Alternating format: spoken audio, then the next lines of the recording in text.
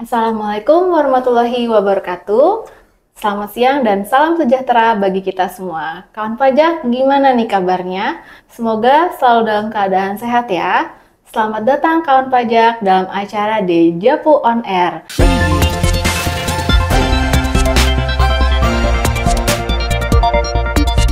Siang-siang nih paling enak kita ngobrolin pajak bersama kami penyuluh pajak. Kawan pajak, hari ini hari Jumat tanggal 25 Juli 2025. Tema kita hari ini kita akan membahas tentang Per 11 tahun 2025 yang merupakan aturan pelaksanaan dari PMK 81 tahun 2024. Nah, kali ini kita akan fokus di seri pajak pertambahan nilai atau PPN. Apa saja yang berubah dalam Per 11 tahun 2025 ini dan gimana pelaksanaannya akan kita bahas dalam kurang lebih 30 menit ke depan bersama saya Rati Silviani, penyuluh pajak di Kanwil DJP Jakarta Pusat. Dan tentunya saya tidak sendiri, telah hadir di sebelah saya narasumber Dejapu On Air hari ini yaitu Mas Adi Wahyu Anggara. Biasa dipanggil Mas Adi.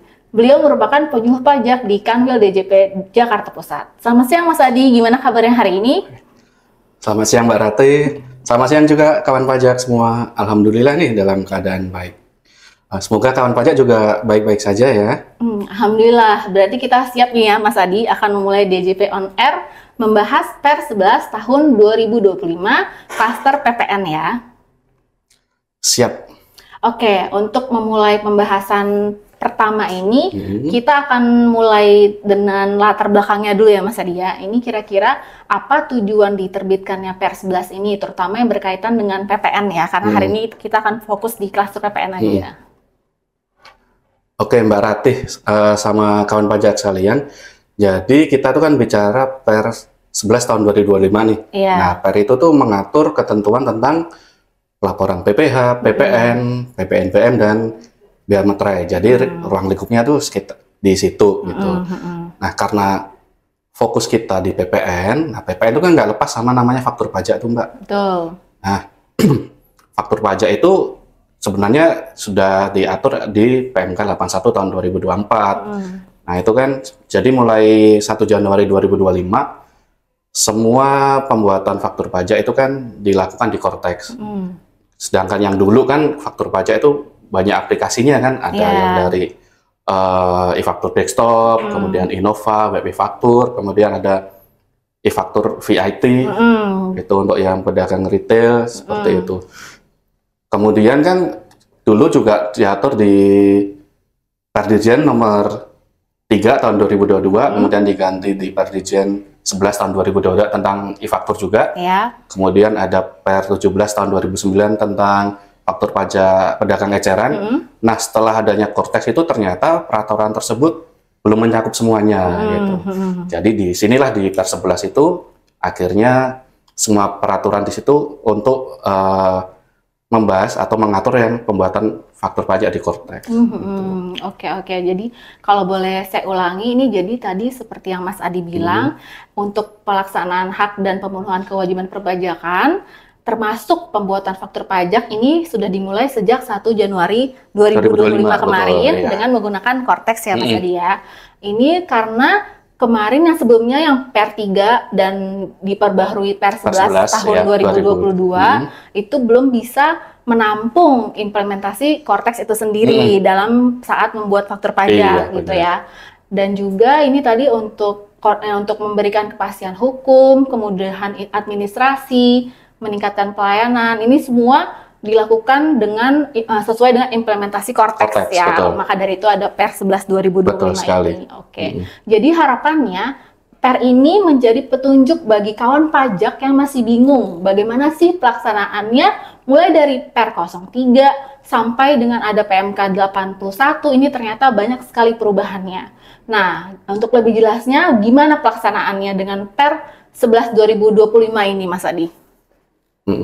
Jadi untuk Mbak Ratih dan kawan pajak, Per 11 tahun 2025 itu lumayan banyak halamannya. Banyak sekali ya. Ada 119 halaman nih. Dan untuk lampirannya nih ada 1040 halaman. Mas Adi baca semua ya? Jadi bayangkan kita, baca segitu kan pasti, Kayak udah ngantuk. Oke. Jadi di Dejavu Online ini kita akan bahas yang poin-poin penting nih. Oke. Terutama kita bicara tentang masalah PPN. Iya, karena banyak sekali. Jadi hari ini kita akan fokus di PPN dulu ya Mas ya. Jadi sayang sekali kalau ada kawan pajak yang melewati Dejavu Online kali ini, karena kita akan fokus membahas di masalah PPN. Baik Mas Adi, tadi sudah disampaikan latar belakangnya dan terkait juga kepastian hukum salah satunya. Dan ini juga ini akan mengatur bagaimana pelaksanaan pembuat faktur di dalam Cortex. Nah, bagaimana aturannya untuk pembuatan faktur pajak itu sendiri di Per 11 2025 ini, Mas Adi? Baik. Jadi seperti yang saya terangkan di awal tadi, Mbak. Sekarang pembuatan faktur itu kan yang pasti menggunakan Cortex. Ya, betul. Jadi yang tadinya ada banyak aplikasi, ada untuk pedagang PKP yang biasa pakai e-faktur, desktop, pedagang eceran, terutama pedagang eceran yang bertransaksi dengan orang asing menggunakan e-faktur, VAT return kayak gitu. Kemudian masih ada web e-faktur untuk pelaporan, ada Innova juga untuk permintaan nomor faktur gitu kan. Kalau sekarang di Cortex semuanya digabung jadi satu di Cortex itu, Mbak. Yang sebelumnya terpisah-pisah banyak sekali ya, Mas ya. Nah, ini supaya kawan pajak tidak bingung, maka semua aplikasi yang tadi Mas Adi sudah sebutkan ini dijadikan satu ya. Betul. Semua terintegrasi di dalam Cortex. Itu yang pertama yang berubah. Lalu kita bahas selain faktur pajak ini pasti tidak lepas dari siapa subjeknya, siapa yang bisa membuat faktur pajak. Apakah semua orang kawan pajak ini bisa membuat faktur? Karena kalau dibuka menu Cortex itu kan ada modul e-faktur. Nah, ini harus dijelaskan kepada kawan pajak apakah kalau punya menu itu otomatis bisa bikin faktur pajak, Mas Adi. Baik. Jadi memang kawan pajak kalau kita sudah punya login Cortex, itu di menunya ada menu e-faktur tuh. Nah, tapi apakah semua PKP maupun non PKP atau non pengusaha kena pajak itu bisa membuat faktur pajak? Nah, jawabannya enggak, Mbak. Tidak bisa. Jadi enggak semua orang bisa. Jadi kita kembali lagi ke siapa yang berhak untuk menerbitkan faktur pajak, yaitu pengusaha yang sudah dikukuhkan menjadi pengusaha kena pajak. Kemudian di Per 11 ini juga ada syaratnya untuk menerbitkan faktur. Kalau yang dulu kan syaratnya itu pembuatan e-faktur itu harus punya kayak sertifikat elektronik. Kemudian harus PKP-nya harus divalidasi kan, betul, diaktifasi gitu kan. Betul. Kemudian juga harus meminta nomor faktur. Betul. Nah, harus minta dulu ke KPP ya. Betul. Nah, itu kalau dulu kita kawan pajak nih kalau mau bikin faktur pajak itu nomor serinya minta dulu ke KPP ya. Betul. Itu PKP minta ke KPP. Nah, ini kalau misalnya sudah habis kita harus minta lagi. Betul. Nah, kalau kita kelewat itu kita juga nggak bisa mundur ke belakang ya. Jadi sejak kita minta ya. Nah, itu syarat dapat membuat e-faktur. Jadi memiliki sertifikat elektronik, lalu akun PKP-nya sudah diaktifasi dan harus punya nomor seri dulu yang diberikan oleh KPP. Nah, kalau yang sekarang di Cortex ini gimana, Mas Adi? Jadi di Cortex itu syaratnya lebih mudah, Mbak. Yang pertama ada 2 syarat sih. Yang pertama harus mempunyai tanda tangan elektronik. Nah, tanda tangan elektronik itu juga ada yang berbayar, kemudian ada juga yang gratis. Nah, yang gratis itu dari namanya kode otorisasi Direktorat Jenderal Pajak. Jadi kita tinggal mengaturnya itu di Cortex juga. Kita bisa pilih ya mau pakai yang mana. Nah, itu di yang Sertal ini itu yang bikin siapa, Mas? Kalau dulu di sebelum Cortex atau di Legacy itu kan Sertal itu melekat di badannya ya, di PKP-nya ya. Setelah Cortex ini Sertal itu melekat di pribadinya. Jadi orang pribadi itu punya Sertal, kemudian dia ditunjuk sebagai penanda tangan dari faktur pajak PKP seperti itu. Jadi nggak melekat ke perusahaan lagi ya, tapi lebih ke personal, yaitu betul. Pengurusnya, siapa yang tanda tangan, ya itu yang menjadi harus punya Sertal pribadi. Betul. Gitu. Lalu gimana, Mas? Setelah itu? Yang syarat kedua itu harus memiliki akses untuk membuat faktur jadi pajak. nggak sertel aja betul. ya. Terus lalu dia si modul e-fakturnya itu kan nggak bisa langsung ngeluarin aja. Nah, kalau misalnya kawan pajak ada modul e-faktur, itu jadi kawan pajak nggak perlu khawatir ya. Jadi harus memenuhi syarat dulu. Jadi nggak otomatis dia bisa bikin faktur ya. Jadi harus memenuhi syaratnya terlebih dahulu sebagai pengusaha kena pajak. Dan tadi seperti Mas Adi sudah bilang harus memiliki sertifikat elektronik atau kode otorisasi. Dan juga akses untuk membuat faktur pajak. Dan juga kawan pajak jangan lupa nanti semua orang pribadi yang memiliki NPWP ini harus memiliki tanda tangan elektronik juga. Betul. Karena nanti SPT tahunan 2025 kita sudah memiliki tanda tangan elektronik dan menggunakan Cortex. Ini penting sekali karena nanti kawan pajak semua juga ada kewajiban untuk melaporkan SPT tahunan. Maka segera aktivasi akun Cortex dan segera buat tanda tangan elektroniknya. Begitu ya Mas Adi? Betul sekali. Oke, kemudian tadi juga sudah disampaikan di Pers 11 tahun 2025 ini juga memberikan kepastian hukum mengenai identitas.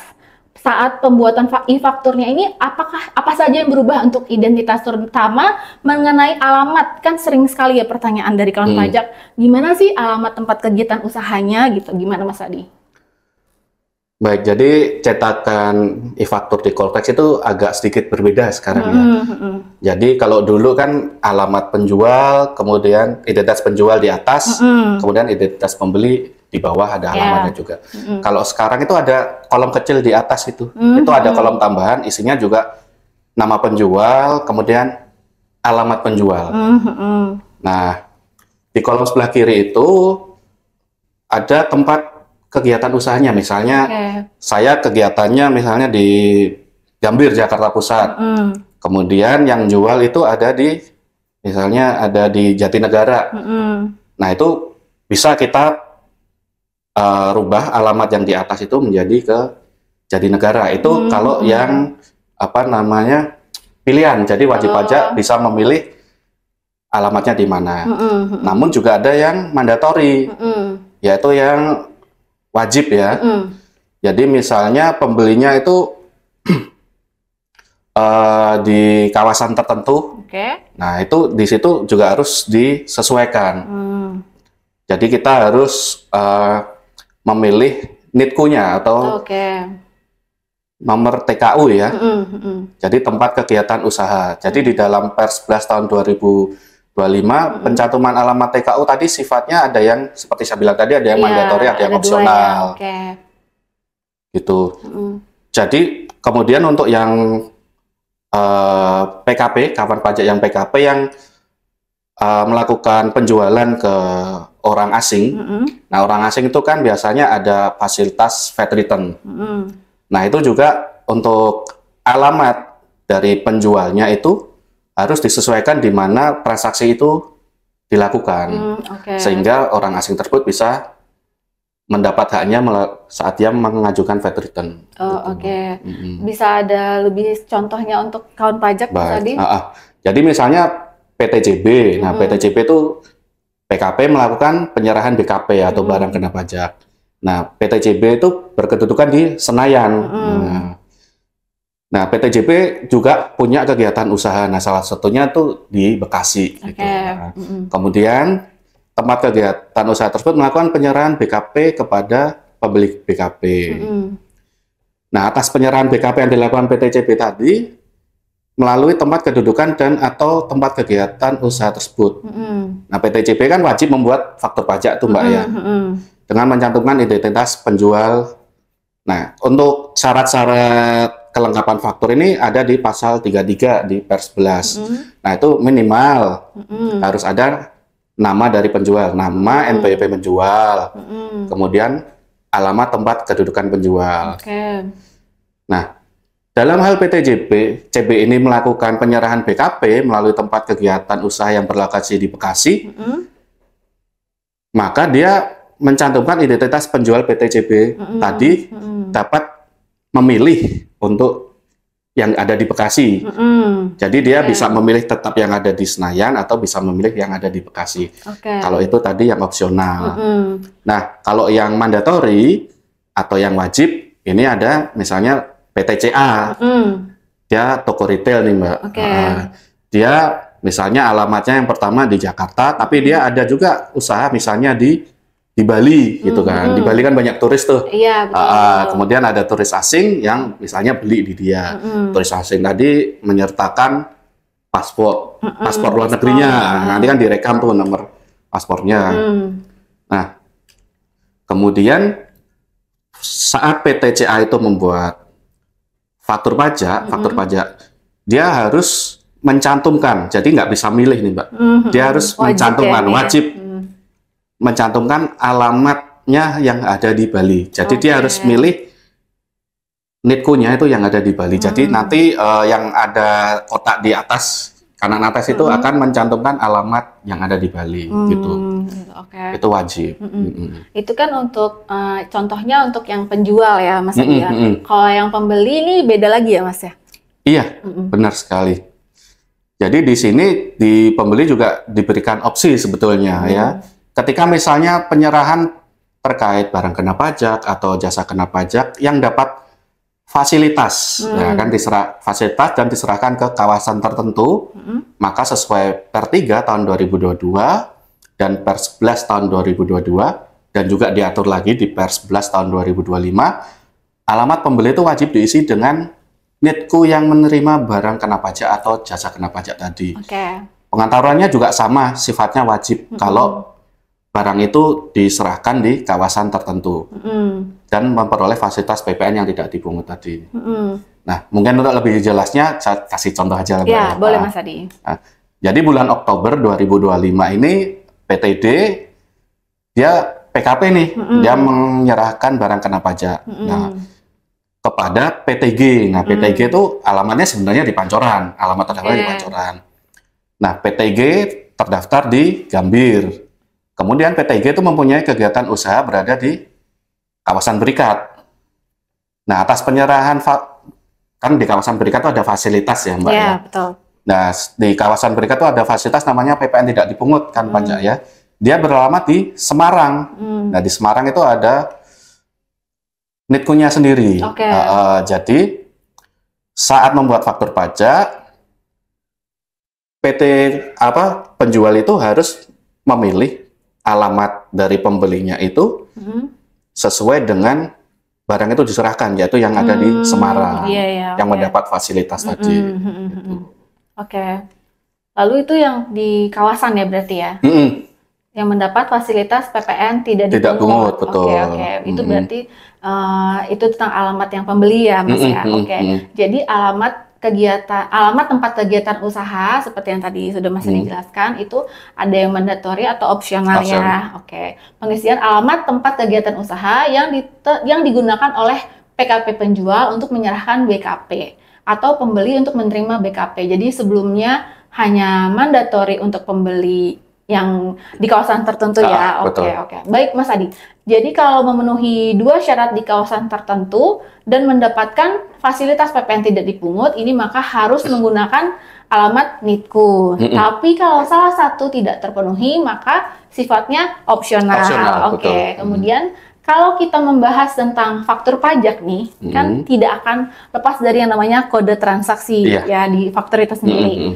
Nah, di Per 11 2025 ini nambah ya Mas kode transaksinya menjadi 10. Berbeda dengan yang ada di Per 03 dan Per 11 tahun 2022. Ini perubahannya kenapa ditambah kode transaksi di Per 11 2025 ini Mas Adi? Iya, betul sekali. Kalau dulu kan ada nomor 01 sampai 09 ya. Sekarang ada nomor 01 sampai ke nomor 10. Di mana 10 ini merupakan penambahan transaksi untuk penyerahan lainnya. Di mana dulu kode 06 itu untuk PKP toko retail dan penyerahan lainnya. Sementara di awal kita tadi kan bahas bahwa perubahan yang pertama adalah meleburnya aplikasi VAT Refund for Tourist dan aplikasi e-faktur desktop. Nah, menjadi satu di Cortex di modul e-faktur tadi kan ya. Maka ada kebutuhan ini untuk mengkhususkan 06, kode 06 ini. Jadi kode 06 ini sekarang itu khusus untuk aplikasi VIT refund untuk turis. Oke. Jadi jika kawan-kawan retail itu membuat faktur pajak dan dia membuatnya untuk turis, maka menggunakan kode 06.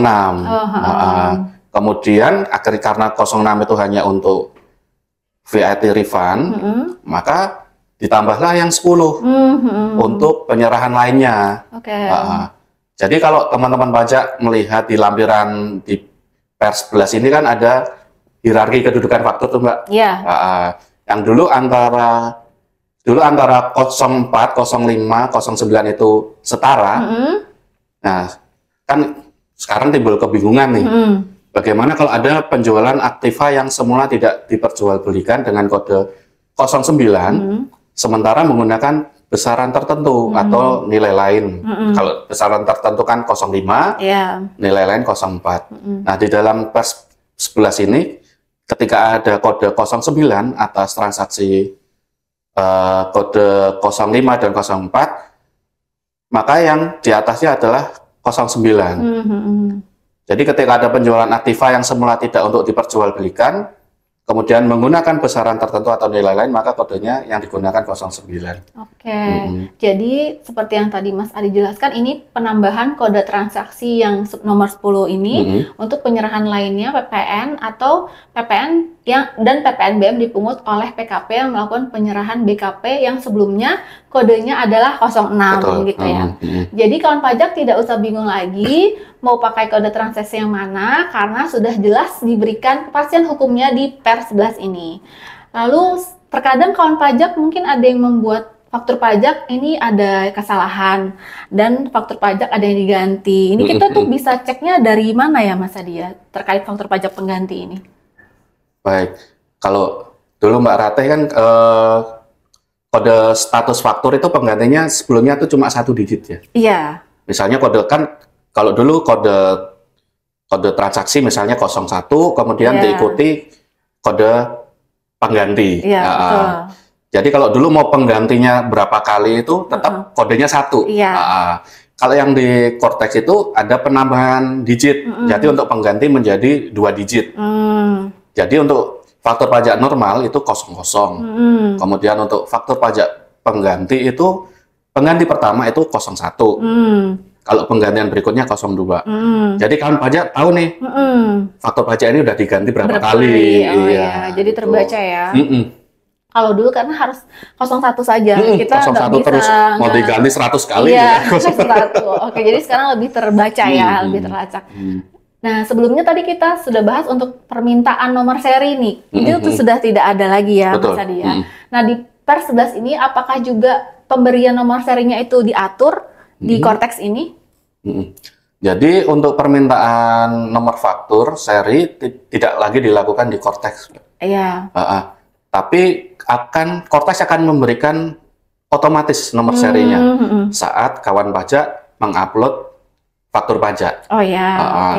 Jadi akan otomatis dari sistem tanpa kita harus minta, tanpa kita harus merekam dulu di aplikasi.